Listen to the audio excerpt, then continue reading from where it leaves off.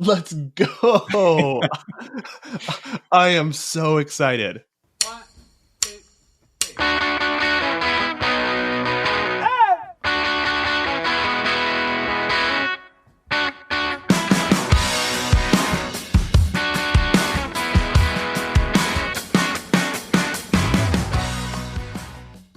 All right, guys, coming up, we are going to air a Co-op 10. What is a Co-op 10? A Co-op 10 is a weekly mini pod that Tim and I do where we give our pick of the week, something that we're super excited about, something we're reading, and we share something we're reading or consuming, and we talk about the news of the week.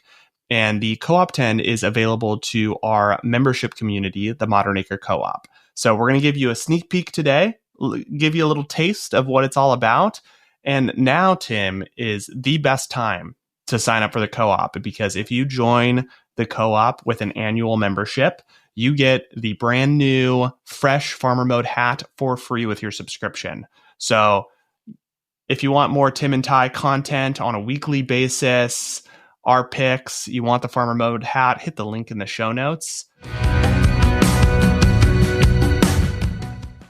Hey guys, quick message from our sponsor, PF Partners. Growing your business in the agriculture space in 2025 is maybe harder than it's ever been.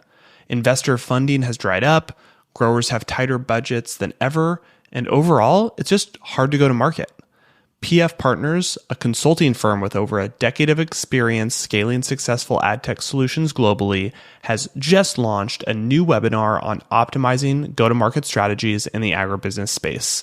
It shows you what's changing in the market, exactly how to deal with it, everything is backed by research, and it's about go-to-market plays in the ag sector that you can use tomorrow.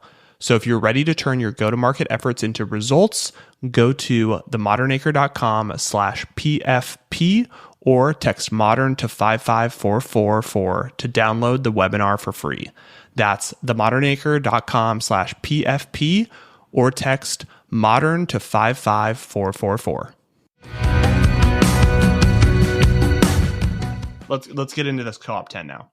All right, Ty, my pick of the week. I've got two, a common theme on Co-op 10. I just cannot contain myself to one. So I got a show pick for you, Ty. It just came out this week called Your Friends and Neighbors on Apple TV with John Hamm. Have you started that one or see that one pop up? No, but I need a show. So give me the lowdown.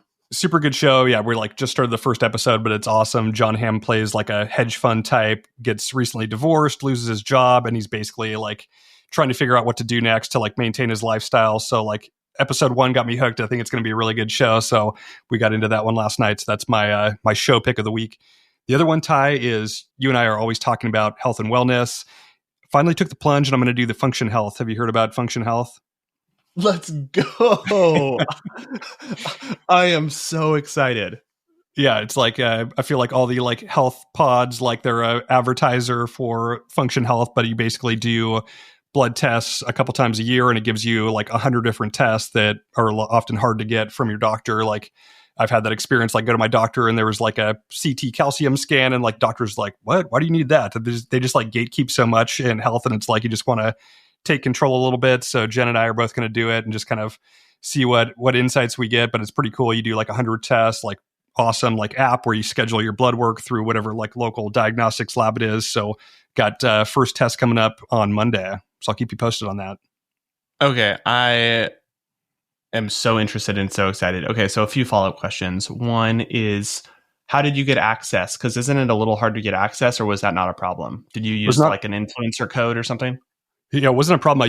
I saw All In had them as a sponsor for one of their episodes. It was All In 100 and you get $100 off because it's $500 a year. So it's a pretty big discount, and there was no wait list, automatically get in. So I used the code for Jen and I. Nice. Okay. I have been wanting to do this and have not pulled the trigger because it's not cheap. So you will be my guinea pig. Once you get your test, see the results, I got to see what your experience is, and then I'll probably do the same. This is super cool. This is actually one of the fastest growing companies right now. They have exploded onto the scene. They have so many influencers attached to the company. Mark Hyman, Huberman. I was just listening to a Huberman podcast yesterday, and he was talking about them, and he's on, I think, their advisory board. They have all the influencers. It's a great idea, great business, and probably amazing margins. So this is going to be a business to watch. Totally. It seems like it just keeps coming up and up. I was listening to like Joe Rogan had the CEO of Colossal Biosciences on, and they were like talking about like fitness routines. And he's like, I just did the function test. And he was like telling Joe Rogan about it. So it's definitely becoming like pretty mainstream at this point. Crazy. All right, Ty, what's your pick of the week? Okay, so you got upset at me last week because I really didn't have a pick. And then my pick was the Skinny Confidential's toilet paper product launch. And you were not pleased with that pick. I thought it was a good pick, frankly. But I came back with a fire pick this week. My pick this week, I'm surprised you didn't pick it. Toby of Shopify, his AI memo. You saw this, correct? I saw it briefly. I didn't dive in. What was the premise? This is the first time in history where I'm giving you like what's happening in like AI online, because you were on Twitter and I'm not. But okay, so Tim, crazy. Toby did an internal memo. Toby, CEO of Shopify, did an internal memo to his employees talking about AI. And it was going to be leaked to the press. And Toby proactively posted it on Twitter to basically say, this is going to be leaked, but I'm sharing it here directly. It basically gives his perspective on AI, and specifically this concept of reflexive AI. And he says reflexive AI usage is now the baseline expectation of Shopify. And basically that means it's core to how they operate, how employees should interact with their work, and how they think about work and performance should all really be focused on this AI first model. And he gives some points of what this means. So number one, using AI effectively is now a fundamental expectation of everyone at Shopify. It's a tool of all trades today and will only grow in importance. Frankly, I don't think it's feasible to opt out of learning the skill of applying AI in your craft. You are welcome to try, but I want to be honest. I cannot see this working out today, and definitely not tomorrow. Stagnation is almost certain, and stagnation is slow motion failure. If you're not climbing, you're sliding. Wow, fire. Okay, number two, AI must be part of your GSD prototype phase. I think this is their internal engineering process. Prototypes are meant for learning and creating information. AI dramatically accelerates this process. You can learn to produce something that other teammates can look at, use, and reason about in a fraction of the time it used to take. Number three, we will add AI usage questions to our performance and peer review questionnaire. So they're going to be measured on how much they're using AI. 4, learning is self-directed, but share what you learn. So they're going to be sharing what they're learning in Slack of, hey, I'm using this product, this tool for this outcome, etc. Number 5, before asking for more headcount and resources, teams must demonstrate why they cannot get what they want done using AI. What would this area look like if autonomous AI agents were already part of the team? This question can lead to really fun discussions and projects. And lastly, Tim, number 6, everyone means everyone. This applies to all of us, including me and the executive team. Crazy. So this is like taking the internet by storm. People are doing podcasts about this. We are doing a podcast about this. But basically, a CEO of one of the biggest companies out there that is on the internet is saying AI isn't just this like side thing we do. It is like core to how we operate. Yeah, super cool to see companies like lean into this and really make it a part of their DNA, as these tools are no longer fringe. They can really increase output for employees. Like, I think the thing about hiring headcount is like, yeah, pretty crazy. I'm just like, before you go to your manager and ask that I need more people on my team, basically, can we do this without bringing on additional headcount and use agents or tools in the AI space? It's really interesting.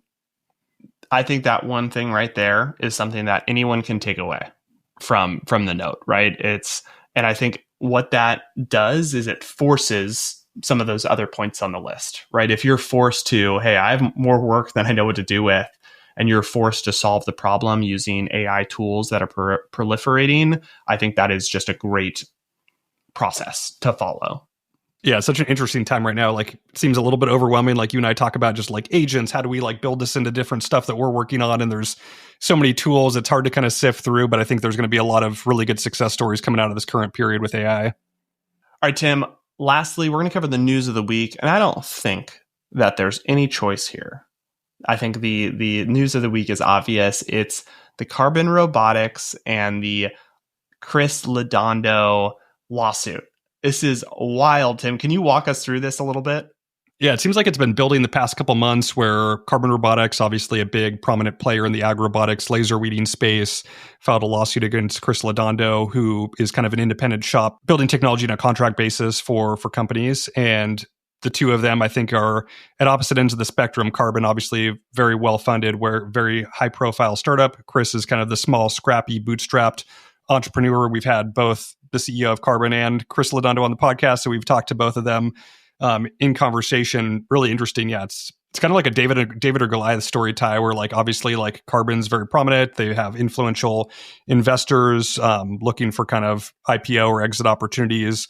Their equipment is not cheap. It's on the higher end of what you get for laser weeding. And Chris is on the other side building kind of like really entry level components that have a similar efficacy. Like I think his module is $15,000 for one module, so you can build out kind of a platform for, you know, just pennies on the dollar of what you would pay for Carbon. And obviously like Carbon's probably upset about this, where it's a potential undercutting of the market there. And once growers start seeing that there's lower cost alternatives, that impacts their business model. And they obviously have the resources. They filed the lawsuit against Chris, and Chris's response was basically like, look, it's hard to fight this when you have limited funds to fight lawsuits. And at this point, I'd rather open source what I've been working on to the world to take it and run with it versus like get killed in a courtroom kind of thing. And so he basically earlier this week said, like, put out a post. He's like, I'm putting all the like IP, like all the information that I've been working on onto a public page, and I'm going to release it to the world on Friday unless the lawsuit's dropped. The lawsuit wasn't dropped, and so now there's a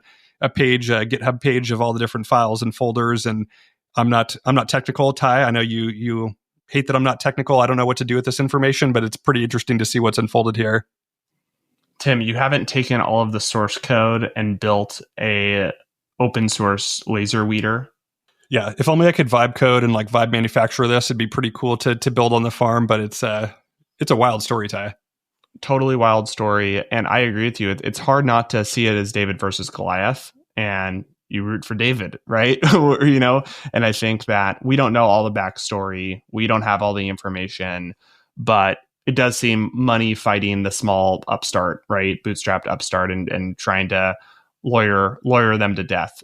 I think Chris has kind of always operated differently. And I think that his approach here has gotten a lot of eyeballs on him, right? I think it's like better than the alternative. I think what he did was probably is a very interesting strategy, and we'll see how it plays out. But yeah, it's hard not to get cynical about just money talking in this scenario instead of like the right thing, which is the right thing is the right technology by the right people winning, right? And again, we don't have all the details, but it has been fascinating to watch. I think Shane Thomas is going to cover this in his newsletter over the weekend as well, which it'll be interesting to see his analysis of it as well.